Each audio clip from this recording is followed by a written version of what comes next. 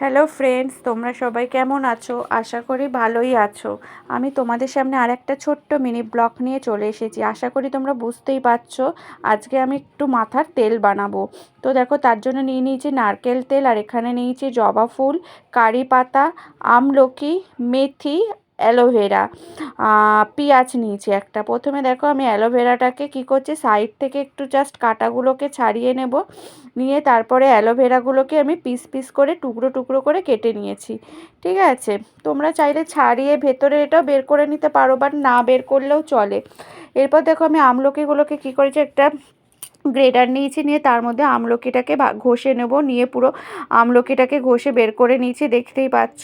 ঠিক ওর মধ্যে আমি পেঁয়াজটাকেও সেমভাবে ঘষে নেব, নিয়ে আমি গ্রেট করে নেবো আর কি। নিলে কি হবে, রসটা বের করতে সুবিধা হবে। তারপর আমি কি করেছি, একটা ন্যাকড়া নিয়েছি পরিষ্কার। ন্যাকড়ার মধ্যে দেখো, আমি গ্রেডেড করা হচ্ছে তোমার পেঁয়াজটা আর হচ্ছে আমলকি কুচিটাকে নিয়ে চিপে রসটাকে বের করে নিচ্ছি। কম বেশি সত্যি কথা বলতে চুল পড়াতে আমরা সবাই খুব ভুগছি। আমার তো প্রচুর পরিমাণে ইদানিং করে চুল উঠে যাচ্ছে। তো নিজেই ভাবলাম একটু ঘরোয়া পদ্ধতিতে কিছু বানাই, তো বানিয়ে ইউজ করে দেখি কেমন। যদিও আমি সবে কদিন হলে ইউজ করছি, তো আমি এর রেজাল্টটা এখনও পর্যন্ত তোমাদেরকে বলতে পারছি না। তো আমি আরেকটু কদিন ইউজ করে নিয়ে তোমাদেরকে অবশ্যই আমি রেজাল্টটা বলবো। তো দেখো, আমি এদিকে আমলকি আর পেঁয়াজের রসটা নিয়ে নিয়েছি। এবার এর মধ্যে দিয়ে দিচ্ছি মেথি। ও বলে দিই, মেথিটা আমি একটু ভিজিয়ে রেখেছিলাম, ঠিক আছে। তো মেথিটা আমি দিয়ে দিচ্ছি ওর মধ্যে। এবারে আমি এক এক করে ওর মধ্যে সবগুলোই দিয়ে দেবো। ধরো, জবা ফুলটা দিয়ে দেবো, কারি পাতাটা দিয়ে দেবো, আর হচ্ছে তোমার অ্যালোভেরাটা যে টুকরো টুকরো করে কেটে রেখেছিলাম সেটাও দিয়ে দেবো। আর তার মধ্যে নারকেল তেলটাকে দিয়ে কিছুই না, ভালো করে ওটাকে ফোটাতে হবে। বেশ ধরো প্রায় মিনিট 15। আর আঁচটা কিন্তু অবশ্যই একদম সিম করা থাকবে, একদম লোয়ার সিমেতে দিয়ে ওটাকে ভালো মতো করে ফোটাও।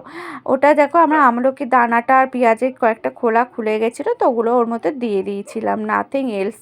আচ্ছা, এবার তার মধ্যে দেখো তুমি, আমি এখানে নারকেল তেলটা দিয়ে দিচ্ছি।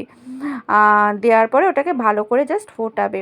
তোমরাও না এটা ইউজ করে দেখতে পারো। দেখো, আমি এটুকু বলতে পারি যে এতে মানে উপকার ছাড়া অপকার হবে না, কারণ এটা তো সব কিছু আমরা ঘরোয়া রেমেডি দিয়ে তৈরি করছি।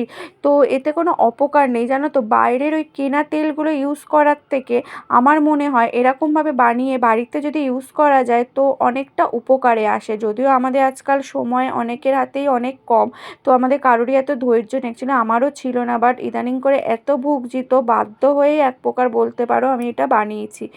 তো দেখো, আমি চাপা দিয়ে দিয়ে এটা ফুটিয়েছিলাম, দেখতেই পাচ্ছ এটা ভালো মতো মোটামুটি ফুটে গেছে।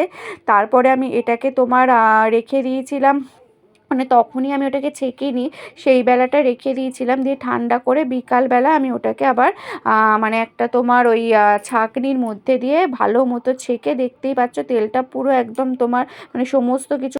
তো দেখো, এখানে তেলটা আমার রেডি হয়ে গেছে। এটা আমি একটা শিশিতে ঢেলে নিয়েছিলাম। এবার এটাকেই আমি এখন কদিন ইউজ করব, করে রেজাল্টটা তোমাদের জানাবো।